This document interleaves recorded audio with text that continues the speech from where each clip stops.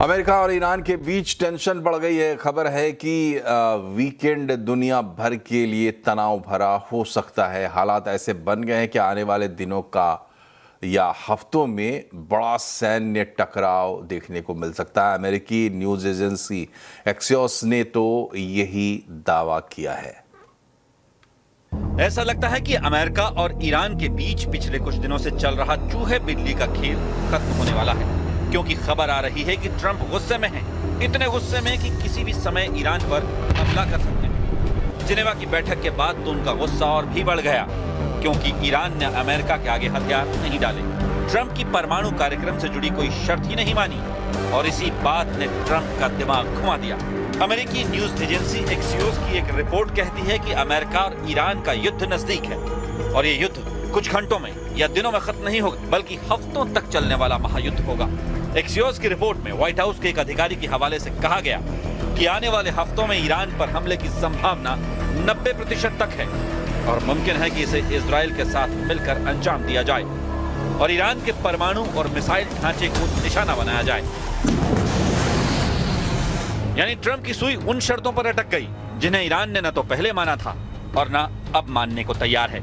खबर है कि जिनेवा की बैठक में ईरान ने साफ कर दिया कि वो बैलिस्टिक मिसाइलों पर कोई बात नहीं करेगा, और ट्रंप चाहते थे कि उनके बारे में बात हो, मगर न खामेनेई के नुमाइंदे झुके और न ट्रंप अपनी शर्तों से पीछे हटे। नतीजा ये हुआ कि दुनिया एक और भयंकर जंग की दहलीज पर आकर खड़ी हो गई।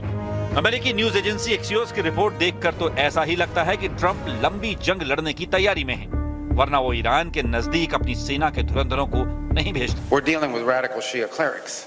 Okay, we're dealing with people who make geopolitical decisions on the basis of pure theology, and it's a complicated thing. I mean, no one's ever been able to do a successful deal with Iran. CBS news के हिसाब से तो Trump को उनके सुरक्षा सलाहकारों ने बताया है कि अमेरिकी सेना शनिवार को ही ईरान पर हमला कर सकती है। मामले से जुड़े सूत्रों का हवाला देते हुए रिपोर्ट में दावा किया गया कि अमेरिकी प्रशासन इसका फैसला इस वीकेंड के बाद ले सकता है। इस वजह से अमेरिका और ईरान की लड़ाई में बड़ी भूमिका निभाने के लिए तैयार बैठे इजराइल ने सावधानी बरतनी भी शुरू कर दी है। इजराइल को अंदेशा है कि अमेरिकी हमले के बाद ईरान की मिसाइलों का मुंह इजराइल की ओर भी मुड़ जाएगा, क्योंकि भले ही जिनेवा में दोनों देशों के बीच बातचीत हुई, लेकिन ईरान अमेरिका की शर्त नहीं मान रहा, और इस वजह से जंग नजदीक आ गई।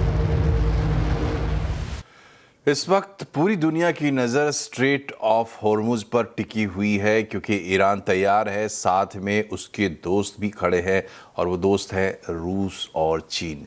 तीनों देश मिलकर इस हफ्ते के अंत में स्ट्रेट ऑफ हॉर्मुज में ड्रिल करने वाले हैं। ये भी खबर है कि ईरान समुंदर में बारूद बिछा रहा है, और इसके ज़रिए दुश्मन को एक कड़ा संदेश दे सकता है कि अगर खाड़ी में तनाव बढ़ा तो समुंदर में ये जो बिछा हुआ बारूद है उसको पूरी दुनिया के लिए तेल की कीमतों का विस्फोट बना देगा।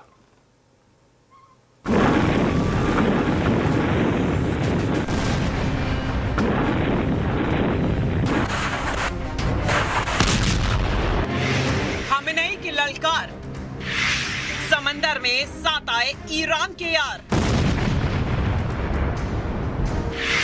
अमेरिका पर करेंगे जबरदस्त वार,